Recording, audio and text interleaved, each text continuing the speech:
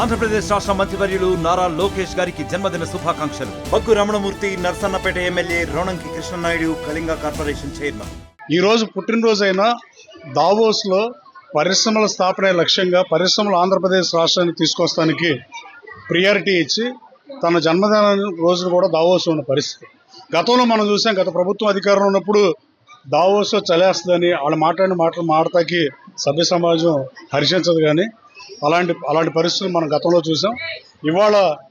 ఇవాళ దావోస్లో పారిశ్రామికవేత్తల సమావేశం ఈ రాష్ట్ర గతిని స్థితిని మారుద్దామని, అలాగే గతంలో అక్టోబర్లో అమెరికా వచ్చిన ఫార్చ్యూన్ 500 కంపెనీస్తో సీఈఓలతో కానీ పారిశ్రామికవేత్తలతో కానీ మాట్లాడి పరిశ్రమలు తీసుకొత్తమే లక్ష్యంగా ఒకే ఒక్కరోజు ఎన్టీ రామారావు గారి స్టాచ్యూ అట్లాంటాలో పెడితే అన్వీల్ చేయడానికి వచ్చాడు తప్ప అయినా మిగతా అన్ని రోజులు పారిశ్రామికతోనే సమావేశమై యువగళం పాదయాత్రలో ప్రతి ఊరు వాడ 3132 కిలోమీటర్లు 226 రోజులు సుదీర్ఘ పాదయాత్ర చేసినప్పుడు ప్రతి ఊరు వాడ మున్సిపాలిటీల్లో, కార్పొరేషన్లో, పంచాయతీల్లో, పలు వేదికల్లో మీడియాతో కానీ బహిరంగంగా ప్రజలకు కానీ బహిరంగ సభలను అడ్రస్ చేసినప్పుడు 20 లక్షల మందికి నిరుద్యోగ యువతకి ఉపాధి అవకాశాలు రాబోయే మా ప్రభుత్వం ఏర్పడినాక 5 సంవత్సరాలు ఏర్పాటు చేస్తామని చెప్పిన హామీకి కట్టుబడి నిరంతరం పనిచేస్తూ తన శాఖ కాకపోయినా ఆయన శాఖల హెచ్ఆర్డి మినిస్టర్గా, ఐటీ మినిస్టర్గా, అలాగే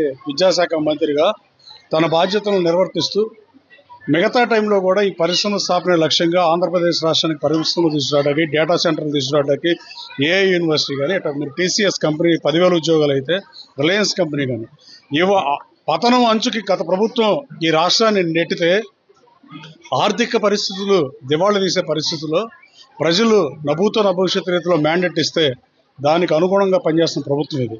ఈ ప్రభుత్వంలో పతనం అంచున ఉన్న ఆంధ్రప్రదేశ్ రాష్ట్రాన్ని మళ్ళీ గౌరవ చంద్రబాబు నాయుడు గారు, పవన్ కళ్యాణ్ గారు, లోకేష్ గారు, బీజేపీ నాయకులు అందరూ కలిసికట్టుగా గాడిలో పెట్టే పరిస్థితి. వాట్సాప్ కాల్ మాట్లాడుకుని మామూలు ఫోన్లకు కూడా మాట్లాడడానికి భయపడిన పరిస్థితులు ఈ రాష్ట్రంలో గత 5 సంవత్సరాల్లో జరిగిన మాట వాస్తవం కాదా? అలాగే ప్రతిపక్ష హోదా ఇస్తేనే వస్తానన్నప్పుడు అని చెప్పి ఎన్నికలకు వెళ్తే జగన్మోహన్ రెడ్డి గారు బాగుండేదని నేను భావిస్తున్నాను. ప్రతిపక్ష హోదా ఇవ్వకుంటే నేను అసెంబ్లీకి రానని, ముఖ్యమంత్రి పదవి కానీ ప్రతిపక్ష హోదా కానీ ఉంటేనే అసెంబ్లీకి వస్తానని చెప్పుకుంటే బాగుండేది. అలాగే రాష్ట్ర ప్రజలు ఆయనకి ప్రతిపక్ష హోదా ఇవ్వకపోతే ప్రజల మీద కోపం చూపిస్తున్నారా, ప్రజాస్వామ్యాన్ని అపహాస్యం చేస్తున్నారా, శాసనసభను అగౌరవపరుస్తున్నారా, ఈ ఓటేసి 11 మంది శాసనసభ్యులు గెలిపించిన ప్రజలను అవమానపరుస్తున్నారో జగన్మోహన్ రెడ్డి గారు సమాధానం చెప్పాల్సిన అవసరం ఉంది. అలాగే లోక్సభలో ఇలా కేవలం పట్టుమని 4 లోక్సభ సభ్యులు ఉన్నారు. అలాగే రాజ్యసభలో కానీ లోక్సభలో కానీ ప్రధాన ప్రతిపక్ష హోదా లేకపోయినా వీళ్ళు అక్కడ ఎందుకు వెళ్తున్నారు, అక్కడ పార్లమెంట్కు ఎగువ సభకి దిగువ సభకి ఎందుకు వెళ్తున్నారని మీ ద్వారా అడగదలుచుకున్నా. అంటే ఇదే ఆంధ్ర రాష్ట్ర ప్రజలు 11 మంది శాసనసభ్యులు గెలిపిస్తే, 4 పార్లమెంటు సభ్యులను గెలిపిస్తే పార్లమెంటు సభ్యులు ఢిల్లీలో పార్లమెంట్కి అటెండ్ అవుతారు, ఇక్కడ మాత్రం శాసనసభను అవమానపరుస్తారా అని అడుగుతున్నాం. ఇది రాష్ట్ర ప్రజలను అవమానించడం కాదా? ప్రజాస్వామ్యం పరిధి వెళ్ళాలంటే సభానాయకుడిగా చంద్రబాబు నాయుడు గారు సభ నడిపిస్తుంటే ప్రతిపక్ష పార్టీ నుంచి గెలిచిన 10 మంది ఎమ్మెల్యేలు ఆయన తప్ప మిగతా 10 మంది కూడా రావాల్సిన అవసరం ఉందా లేదా? నేను అనుకుంటున్నా, నాకున్న సమాచారం మేరకు వైసీపీ నుంచి గెలిచిన కొత్తగా ఎన్నికైన శాసనసభ్యులు అయితే తీవ్రంగా మదనపడే పరిస్థితి. మొట్టమొదటిసారి 16వ శాసనసభకు ఎన్నికైన అసలు మనం ఈ అసెంబ్లీ చూస్తామా లేదా? ప్రమాణ స్వీకారం రోజు ప్రమాణం చేస్తా ఓటు తీసుకుంటూ వచ్చాం. ఈ 5 ఏళ్ల కాలంలో అసెంబ్లీకి మళ్ళీ వెళ్ళవా అని వాళ్లే మొదలుపెడుతున్న పరిస్థితి. అలాగే ప్రధాన ప్రతిపక్ష హోదా ఇవ్వకపోతే ఇక రాజకీయాల్లో కొనసాగమని ఇప్పుడన్నా చెప్పండి దయచేసి. మీడియా ద్వారా మాజీ ముఖ్యమంత్రి గారిని అప్పీల్ చేస్తున్నాం. మీరు ఫ్యూచర్లో కూడా ప్రధాన ప్రతిపక్ష హోదా వస్తేనే అసెంబ్లీకి వస్తారా, లేదా ముఖ్యమంత్రి అయితేనే అసెంబ్లీకి వస్తారా అని చెప్పాల్సిన అవసరం ఉంది.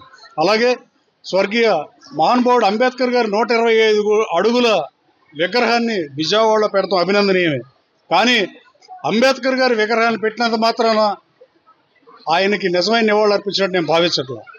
ఆయన ఆశయాలకి తూట్లు పొడిచి అంబేద్కర్ గారు భారత రాజ్యాంగాన్ని రాస్తే, రాజ్యాంగాన్ని రచించిన అంబేద్కర్ గారే 1952లో న్యాయశాఖ బిల్లు ప్రవేశపెట్టి లోక్సభలో అది వీగిపోయింది. న్యాయశాఖ మంత్రిగా రాజీనామా చేయాల్సిన అవసరం లేదు సభలో. కానీ సాంప్రదాయాన్ని పాటించి రాజ్యాంగంలో లేకపోయినా ఉన్నత విలువలను ఈ దేశంలో నెలకొల్పుదామనే ఉద్దేశంతో అంబేద్కర్ గారు న్యాయశాఖ మంత్రి పదవికి రాజీనామా చేశారు. ఆ రోజున హిందూ యాక్ట్ బిల్లులో స్త్రీలకు కూడా ఆస్తిలో హక్కు కల్పిస్తే బాగుంటుందనే బిల్లు కూడా ఉంది. కానీ 33 సంవత్సరాల తర్వాత మహానుభావుడు ఎన్టీ రామారావు గారు 85లో ఆ చట్టం తీసుకొచ్చారు. స్త్రీలకి ఆస్తిలో సమాన హక్కు ఇవ్వాలని 85 తర్వాత మ్యారేజ్ అయినాడు ఎవరికైనా. కానీ ఎన్టీ రామారావు గారి పేరు జిల్లాకు పెట్టారని చెప్పే మాజీ ముఖ్యమంత్రి జగన్మోహన్ రెడ్డి గారిని ఇంకో సూటికి అడగదలుచుకున్నా. అది కూడా ఎన్టీ రామారావు గారి పేరెత్తే ఇది కూడా కరెక్ట్ కాదేమో నేను భావిస్తున్నాను. ఎందుకంటే రామారావు గారు ప్రవేశపెట్టిన అదేమి సంక్షేమ పథకం కాదు, అది చట్టం చేసి ఆస్తిలో సమాన హక్యం అంటే మీరు మాత్రం అది పాటించరా అని అడుగుతున్నా. ఈ రాష్ట్రంలో ముఖ్యమంత్రి గారికైనా ఉప ముఖ్యమంత్రి గారికైనా మాజీ ముఖ్యమంత్రికైనా ఎమ్మెల్యేకైనా సిటిజన్ ఆఫ్ ఆంధ్రప్రదేశ్ ఎవరికైనా చట్టాలు ఒకే రకంగా ఉంటాయి. తక్షణం మీరు ఎన్టీ రామారావు గారు ఎలా అయితే ఆస్తిలో సమాన హక్కు ప్రవేశపెడితే రాష్ట్ర ప్రజలందరూ ఎలా ఇస్తున్నారో మీరు కూడా అలా చేస్తే బాగుంటుందని మీకు సూచిస్తూ, రాబోయే కాలంలో ఈ రాష్ట్ర ప్రభుత్వం పతనం అంచున పడిపోయిన ఆంధ్రప్రదేశ్ రాష్ట్రాన్ని అభివృద్ధి పదంలో ముందుకు తీసుకెళ్తున్న పరిస్థితి అందరూ చూస్తున్నారు. రాబోయే కాలంలో పరిశ్రమ స్థాపన లక్ష్యంగా పనిచేస్తున్న లోకేష్ బాబుని మరోసారి అభినందిస్తూ ఆయన 42వ జన్మదినోత్సవం సందర్భంగా ఆయనకి జన్మదిన శుభాకాంక్షలు తెలియజేస్తూ, రాష్ట్రం వైపు దేశం చూసే పరిస్థితులు ఈ రాష్ట్రంలో ఉన్నాయి.